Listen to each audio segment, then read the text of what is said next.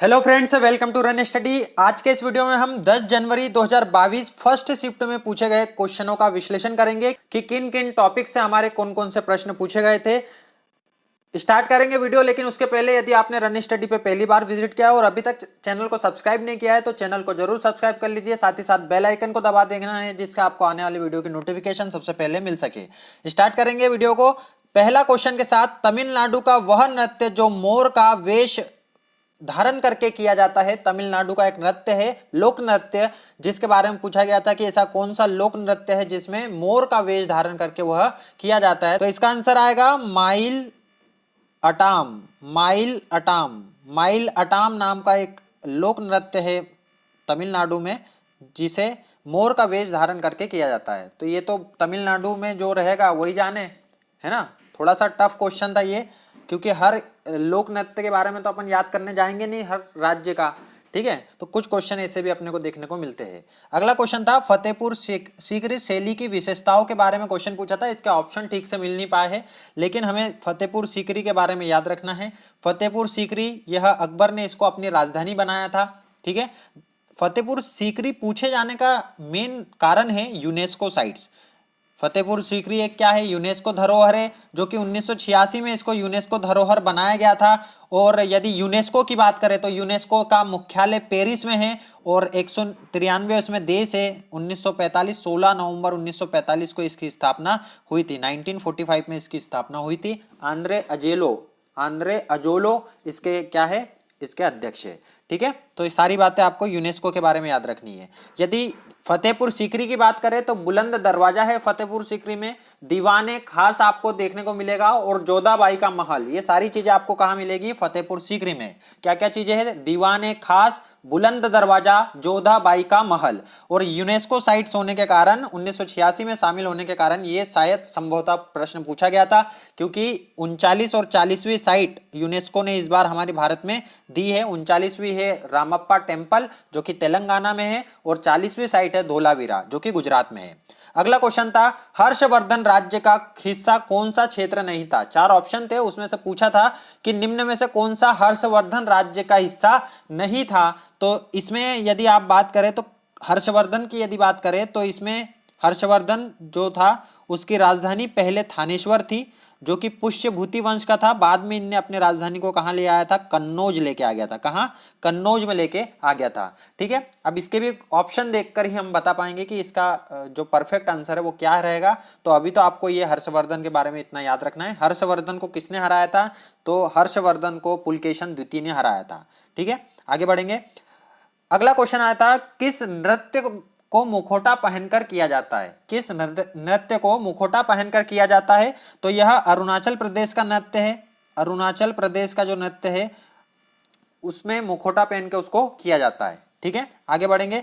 Olympic में निम्न में से कौन सा सत्य है। इस प्रकार का एक प्रश्न आया था कि ओलंपिक से प्रश्न था और पूछा था कि निम्न में से कौन सा सत्य है। चार ऑप्शन दिए थे, उसमें से जो सत्य था उसको बताना था। तो वो प्रश्न जो था वो पदक से संबंधित पूछा गया था कि भारत ने अभी तक कुल कितने पदक जीते।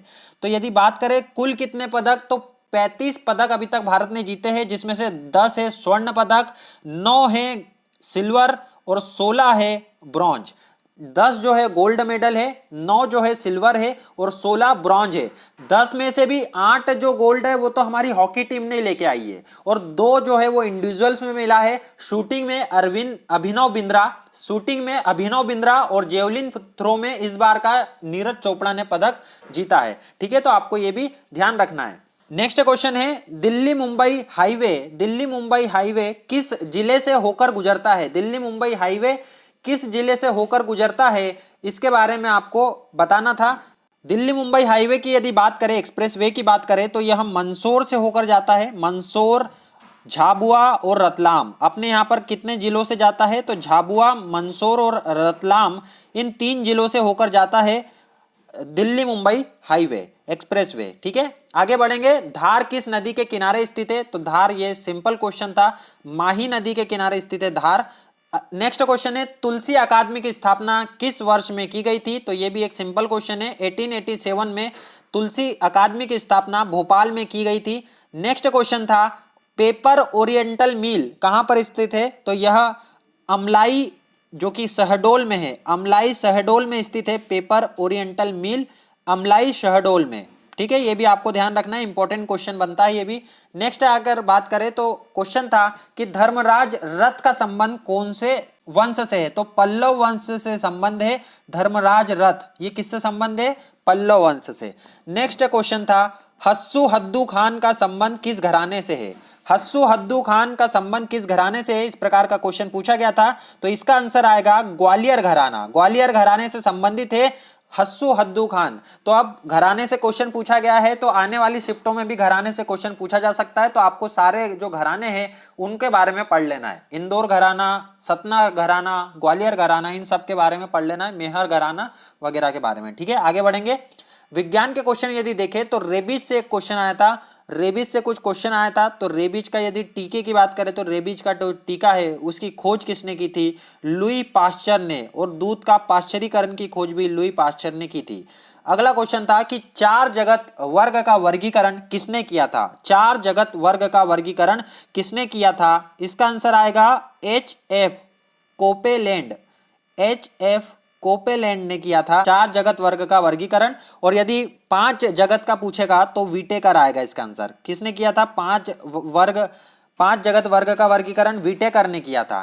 ठीक है, डेंगू का वायरस पूछा था, डेंगू का वायरस, तो DENV यह चार श्रेणियों में होता है। DENV वायरस होता है चार श्रेणियों में होता है, DENV1, DENV2, DENV3 और DENV4। ये चार प्रकार के वायरस डेंगू के होते हैं। आगे बढ़ेंगे यदि तो एक बीजपत्री पौधे की विशेषता पूछी थी, एक बीजपत्री पौधे की विशेषता, ये भी ऑप्शन देखकर हम आसानी से लगा पाते। नेक्स्ट पूछा था ऊध्वपातन क्रिया में क्या होता है, तो ऊध्वपातन क्रिया में जो पदार्थ है वो सीधे ठोस से वाष्प में या गैस में बदल जाता है। ठोस से सीधे किस में बदलेगा, गैस में बदलेगा, द्रव अवस्था बीच में नहीं आएगी। नेक्स्ट क्वेश्चन था स्वाइन फ्लू का जो विषाणु है उसके बारे में पूछा था। तो स्वाइन फ्लू का विषाणु H1N1 जो विषाणु होता है वो स्वाइन फ्लू का होता है। नेक्स्ट क्वेश्चन पर्यावरण से क्वेश्चन पूछे जा रहे हैं, हर शिफ्ट में अभी तक क्वेश्चन पूछे गए हैं, पानी या उससे रोग, इस प्रकार के प्रदूषण से संबंधित क्वेश्चन पर्यावरण में पूछे जा रहे हैं। तो प्रदूषण आपको हर प्रकार का पढ़ लेना है। नेक्स्ट क्वेश्चन प्रोटीन की फैक्ट्री के बारे में पूछा गया था। तो राइबोसोम को प्रोटीन की फैक्ट्री कहा जाता है, राइबोसोम को प्रोटीन की फैक्ट्री कहा जाता है। बेरी रोग किस विटामिन से होता है, तो विटामिन बी की कमी से होता है बेरी रोग। ये भी आपको ध्यान रखना है कि विटामिन से क्वेश्चन भी पूछे जा रहे हैं, विटामिन के क्वेश्चन भी आपको पढ़ लेने हैं। नेक्स्ट अगर बात करें रीजनिंग के, तो रीजनिंग का वही पैटर्न है, कोडिंग डिकोडिंग, ब्लड रिलेशन, कथन निष्कर्ष, नंबर सीरीज, सिटिंग अरेंजमेंट, इस प्रकार के जो टॉपिक है मेनली आपको रिवीजन कर लेना है। कोडिंग डिकोडिंग से ही पिछली बार जैसे ही प्रश्न पूछे जा रहे हैं 4 से 5, कथन निष्कर्ष से क्वेश्चन पूछे जा रहे हैं।